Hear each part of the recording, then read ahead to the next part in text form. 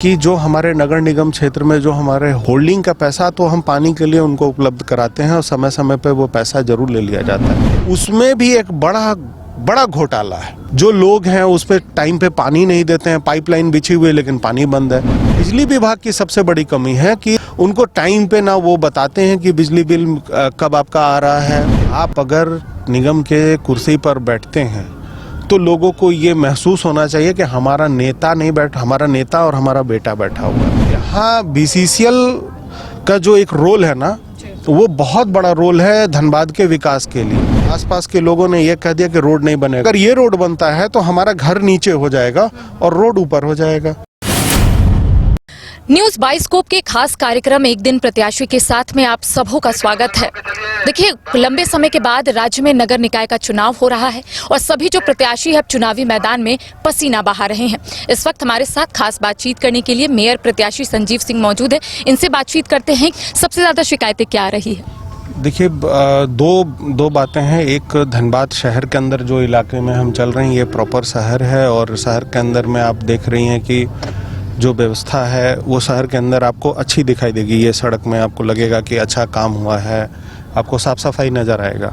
लेकिन जैसे ही आप कोई लिंक रोड में आप जाइएगा तो उसमें बिल्कुल ये आपको समझ में आ जाएगा कि आप नगर निगम से बाहर चली आई हैं। या तो वो व्यक्तिगत कोई कॉलोनी है या फिर कोई और जैसे बीसीसीएल या सेल का जो अपना ऑफिस का कार्यालय होता है या उनका एक कॉलोनी होता है, उस टाइप का वो इलाका हो जाता है।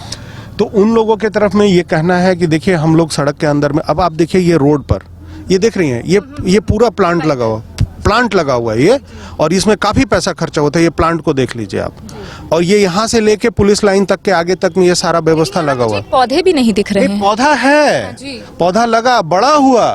आपको हम बता दे रहे हैं कि जिस समय हम धनबाद में आए उस समय ये यहाँ पर हम देखे सब में ग्रीनरी था, लेकिन ये पौधा जो है लगाने के बाद में इसका देखभाल नहीं हुआ, सारा पौधा मर गया ये। और ये कब मरा? सारा ठंडा के सीजन में पानी के बिना में मर गया। पानी ठंडा के सीजन में भी पानी का जरूरत होता है। अब आप देखिए कि आप शहर को खूबसूरत बना, अब ये तो पैसा लगा ना, वो पैसा तो वेस्ट चला गया। फिर से आप एक प्लानिंग तैयार करेंगे, फिर एक प्लांट लगाएंगे और उसमें जो है आप खर्च करेंगे। तो जो चीज़ आप यूज कर रहे हैं, जो आप देख रहे हैं, तो आप जो व्यवस्था ला रहे हैं तो उसके लिए आपके पास मैनेजमेंट होना चाहिए कि हम उसकी देख रेख करें। ठीक है, आप उसको देख रेख नहीं कर रहे हैं, आप बस योजना को लागू कर दिए और उसके बाद योजना को, अगर जैसे आप कोई भी गाड़ी लेते हैं कोई तो उस पर आप सिर्फ चल नहीं सकते हैं, उसको सर्विस भी कराना होगा, उसको मेंटेन भी करना होगा। उसी तरह से आप कहीं अगर प्लांट लगाते हैं या कुछ करते हैं तो आपको उसको, आपके जो डिपार्टमेंट के लोग हैं उसको मेंटेन भी करना होगा। अब आप लगवा दीजिए और छोड़ दीजिए तो पैसा का वेस्टेज है ना। आप गली के अंदर चलिए, गली के अंदर में कभी आप मूव करिएगा। अब स्थिति ये है कि जो सड़कें बनी हुई हैं, अब हम जा रहे थे तो हमने देखा कि रोड खराब है। भाई तो हम पूछे कि रोड बन नहीं रहा, बोला रोड बन रहा था। सभी आसपास के लोगों ने ये कह दिया कि रोड नहीं बनेगा। तो क्यों नहीं रोड बनेगा? तो बोले कि अगर ये रोड बनता है तो हमारा घर नीचे हो जाएगा और रोड ऊपर हो जाएगा। अब ये तो गाड़ियां हिचकोले नहीं खा रही है, स्मूथ रास्ते हैं, लेकिन जैसे ही आप थोड़े स्लम एरिया या फिर थोड़े आउटर एरिया में जाइएगा तो हिचकोले खाने लगती हैं गाड़ियां। मैं 18 तारीख को धनबाद के शहर से बाहर में कार्यक्रम करूंगा। मैं चाहूँगा आपसे कि एक रिक्वेस्ट भी करता हूं कि आप उस दिन मेरे साथ रहिए और जिन क्षेत्रों में जा रहे हैं वहां की स्थिति आप देखिए। हिचकोले का तो बात छोड़ दीजिए, अगर ये शीशा उतार के हम लोग चल देते हैं तो फिर आप ये समझ लीजिएगा कि हम लोग भी एक दूसरे को नहीं पहचान पाएंगे कि हम लोग हैं कौन। इतने डस्ट। बिल्कुल बिल्कुल, क्योंकि देखिए यहाँ बीसीसीएल का जो एक रोल है ना, वो बहुत बड़ा रोल है धनबाद के विकास के लिए। ये देखिए, ये सारा प्लांट लगा, ये देखिए क्या स्थिति बन, तो पूरा सूख गया। अब आपके सामने है कितना पैसा बर्बाद हुआ होगा इसको खर्च करने में। और अभी 4 दिन पहले मुझे मौका नहीं मिला वीडियो बनाने के लिए, सूखे हुए प्लांट पे पानी दिया जा रहा था, पूरा सूखा हुआ प्लांट पे पानी दिया जा रहा था। तो अब ये तो सिस्टम बना हुआ है, तो उस सिस्टम को दुरुस्त करना है। हम अभी शहर के अंदर यही तो लोग हमसे कर रहे हैं। एक जो हम लोग पार कर रहे हैं, आप सामने देख सकते हैं गाड़ियां जो है वो रोड पर लगी हुई है, तो इसको लेकर कोई व्यवस्था, कोई कॉम्प्लेक्स आप बनवाइएगा जहां पर गाड़ियां जो है अच्छे से पार्क हो सके। ये सबसे बड़ी कॉम्प्लेक्स जो है बनना है, वो एक जगह चुन के हम उसको तय करेंगे हम लोग कि वो कहाँ बनाना है, उसके लिए जगह कहाँ है। लेकिन सबसे बड़ी बात है कि प्रशासनिक स्तर पर ये पहल होना चाहिए कि ट्रैफिक की व्यवस्था होनी चाहिए। आपको आप पटना के बारे में, आपके कोई वहाँ पे लोग हैं, उन वहाँ के बारे में आप जानकारी लीजिए कि पहले वहाँ सड़कें कम थी, वहाँ बहुत एक पॉपुलेटेड एरिया है, तो वहाँ पे लोगों को जगह नहीं था, विकल्प नहीं था कि कैसे हम वहाँ पे गाड़ी लेके जाएं। घंटों लोग खड़े रहते थे। मैं 10 साल बाद वहाँ गया तो वहाँ के शहर के अंदर की मैंने जो फ्लाईओवर्स देखे, अंडरपास देखा, मतलब वो आप कल्पना नहीं कर सकती हैं कि ये वही जगह है जहाँ पर घंटों लोग 3-3 घंटा जाम में खड़े रहते थे, और ये वही जगह है जहाँ से लोग 5 मिनट में कहीं से कहीं पहुँच जाते हैं। तो ये सबसे बड़ा इशू है, और हमको लगता है कि उस रोल मॉडल को हम लोग यहाँ पे लाएंगे तो वहाँ पे हम लोग ये जो जाम की समस्या है उसको हम लोग, अब जैसे ये इलाका है, ये चौड़ा इलाका है, तो अगर पार्किंग की व्यवस्था करनी तो इन क्षेत्रों में हम करेंगे। जहाँ पे सकड़ा इलाका है वहाँ पे हम पार्किंग नहीं करेंगे, व्यवस्था हमारी होनी चाहिए। अब जैसे जितने अभी आप देखिए ना, टोटो जो भी हमारा चलता है, अब उसको ना स्टैंड है और ना ही ट्रैफिक रूल में कोई ट्रैफिक सिस्टम से ना कोई उनका समन्वय है। ये लोग भी परेशान होते रहते हैं, इन लोगों को भी दिक्कतें आती हैं। तो इन सब चीज़ों को देखना होगा, और मेरे पास इनका एक रोड मैप तैयार है जिस पर हम काम करेंगे। अच्छा, सबसे ज़्यादा मैंने ये देखा कि यहाँ पर पानी की किल्लत सबसे ज़्यादा, मैं जो भी एरिया में जा रही हूँ, जो महिलाएं हैं उनका कहना है कि पानी की व्यवस्था अगर हमें मिल जाए तो ये शहर अच्छा शहर कहला सकता है। देखिए, आपको ये बता देते हैं कि पानी की व्यवस्था यहाँ पे कम नहीं है। हमारे पास माइथन से पानी आता है, लेकिन बीच बीच पे टूटा हुआ है। ये आप समझिए कि जो हमारे नगर निगम क्षेत्र में जो हमारे होल्डिंग, जो हमारे लोग यहाँ देते हैं, उस होल्डिंग का पैसा तो हम पानी के लिए उनको उपलब्ध कराते हैं, और समय समय पे वो पैसा जरूर ले लिया जाता है। जो ट्रीटमेंट प्लांट है जहाँ से पानी आता है और पानी सप्लाई किया जाता है, उसमें भी एक बड़ा घोटाला है कि अगर जो पैसा मेंटेनेंस के लिए आता है तो उसका कोई एक हिसाब नहीं है कि आप इतना पैसा खर्चा कर रहे हैं तो किस मद पे कर रहे हैं और कहाँ कर रहे हैं, उस पर मॉनिटरिंग नहीं है। तो जैसे ही लोग यहाँ पर जब हमको उस चेयर पर बिठाएंगे, मैं ये विश्वास दिलाता हूँ कि उस पर मॉनिटरिंग होगी और वहाँ पर पानी की व्यवस्था शुरू की जाएगी। अब क्या है कि आपके जितने जल मीनार हैं उनको टाइम पे पानी नहीं मिलता है, जो लोग हैं उस पर टाइम पे पानी नहीं देते हैं, पाइपलाइन बिछी हुई है लेकिन पानी बंद है।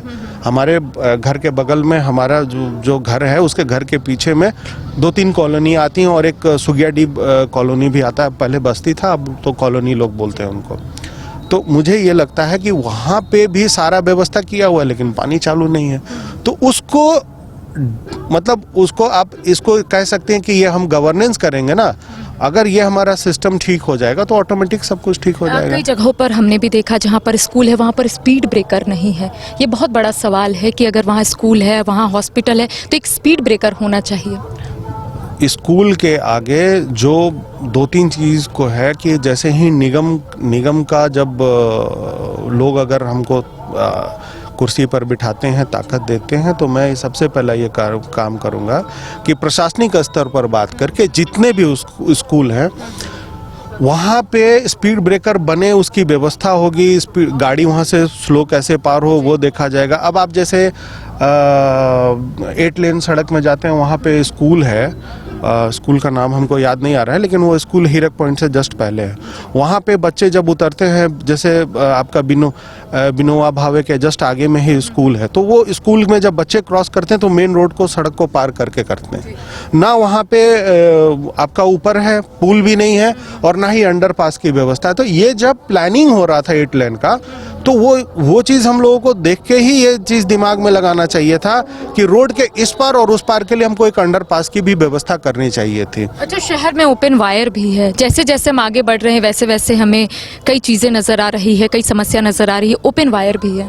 देखिए, ओपन वायर और जितनी भी ये चीज़ें हैं, अभी तो मैं जा रहा था, कल मेरी बात हुई थी कुछ महिलाएं आई थी जो अपने आप को ग्रामीण परिवेश में रखती हैं। उन लोगों का आज भी मानना है कि वो निगम में नहीं है, ग्रामीण परिवेश में।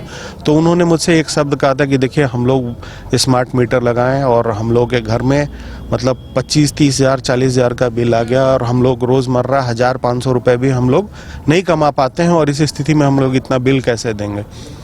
बिजली विभाग की सबसे बड़ी कमी है कि जो भी उनके उपभोक्ता हैं या जो भी हैं उनको टाइम पे ना वो बताते हैं कि बिजली बिल कब आपका आ रहा है। और दूसरी बात है कि जो ओवरहेड तारें जितनी गई हैं सारा व्यवस्था है, भारत सरकार की ओर से भी बहुत सारा पैसा यहाँ पर आया है, राज्य सरकार का भी है।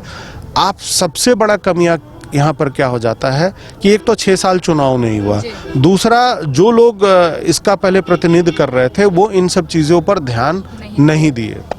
अच्छा, आप कमियां भी बहुत देख रहे होंगे। आपने कहा कि आपने रोड मैप भी तैयार कर लिया है कि कैसे चीज़ों को ठीक करना है। आपको लगता है कि इतनी सारी कमियां हैं, तुरंत ये ठीक हो पाएगा? समय तो काफ़ी लगेगा इसमें। कम से कम साल भर तो लगेगा मैडम, साल भर तो आपको लगेगा इस व्यवस्था को दुरुस्त करने के लिए। देखिए, आज आप एक छोटी सी बात को आप कल्पना कर लीजिए ना कि बिहार के बारे में आपका एक सोच क्या था, बिहार के बारे में एक सोच क्या था। और बिहार में जब मुख्यमंत्री नीतीश कुमार जब वहाँ पे आए तो उन्होंने कुछ क्या किया, वो सिर्फ एक ही चीज़ की कि सब चीज़ को डिसिप्लिन में लाए और डिसिप्लिन के साथ आज वही लोग काम कर रहे हैं, वही सब लोग काम कर रहे हैं, वही अधिकारी हैं, वही लोग हैं, डेवलप हो रहा है। अच्छा, फुटपाथ वालों का कोई व्यवस्था आप अलग से करेंगे? क्योंकि फुटपाथ में बहुत सारे ऐसे दुकानें हैं जो लगी हुई है और लोग खरीदारी करने के लिए आते हैं, तो इससे ट्रैफिक भी जाम हो जाता है। तो इसको लेकर आप कुछ सोचे हैं कि अलग से कोई कॉम्प्लेक्स इन लोगों के लिए बनाएंगे? देखिए, एक सबसे बड़ा मूलभूत समस्या ये है कि कोई भी ऐसा नहीं है कि निगम के लिए जो फुटपाथ दुकानदार हैं उनके लिए अलॉट नहीं किया गया, सब कुछ किया गया है। लेकिन सबसे बड़ा बात है कि उस क्षेत्र में जाना कोई नहीं चाहता है, तो इनके लिए एक वैकल्पिक व्यवस्था करना है। मैडम, बहुत सारा ऐसा जगह है जो खाली पड़ा हुआ है, ठीक है, बहुत कम दरों में उनको ये व्यवस्था दी जा सकती है कि उनके लिए दुकान वहीं उपलब्ध करा दिया जाए जहां पर वो गाड़ी भी लगने की सुविधा हो जाएगी और उनका दुकान भी हो जाएगा। एक भी शौचालय की व्यवस्था भी नहीं है। आपके घर से हम यहाँ तक पहुँच गए, एक भी शौचालय हमें नहीं दिखा। ये शौचालय नहीं है, ये ठीक है, चल जाएगा। लेकिन अब आप समझिए कि अगर हमारी माताएं बहनें, अगर मातृशक्ति को इसकी आवश्यकता पड़ती है तो वो किन के दरवाजे पर जाएंगे? वो तो किसी का घर का दरवाजा खटखटाएंगे नहीं। अब बहुत सारा वेस्टेज जगह पड़ा हुआ है, उसका उपयोग आपको करना चाहिए।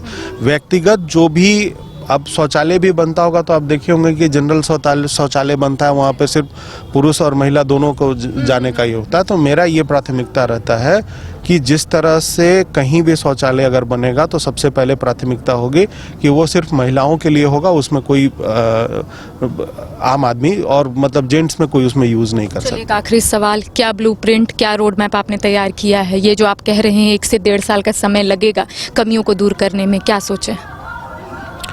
देखिए, ब्लूप्रिंट जो तैयार है मैडम, आप सबसे बड़ी बात है ना कि आप लोगों की बात सुनने का प्रयास कीजिए। आप अगर निगम के कुर्सी पर बैठते हैं तो लोगों को ये महसूस होना चाहिए कि हमारा नेता और हमारा बेटा बैठा हुआ है। अगर उसको ये समझ में आएगा, देखिए मैडम, ये तो सच्चाई है कि बहुत कम ऐसे IAS IPS ऑफिसर होते हैं जो मिलनसार होते हैं, लोगों की बात को सुनते हैं, बहुत कम ऐसे होते हैं। और बहुत ऐसे लोगों का है जैसे ब्यूरोक्रेट्स है तो उनके दिमाग में होता है कि अच्छा अफसर हैं, थोड़ा सा कैसे बात करें, ठीक है। और आप जनरल वे में आप देखिए कि अगर कोई नेता जो आम आदमी के बीच में रहता है तो कोई आपका हाथ पकड़ लिया, कोई आपको ज़बरदस्ती खींच के ले जाकर अपनी बात को सुना रहा है, समझना है। तो अगर आप उस कुर्सी पर बैठ रहे हैं तो लोगों को वो अधिकार आपको देना होगा कि आपकी बात उसी अधिकार से सुने।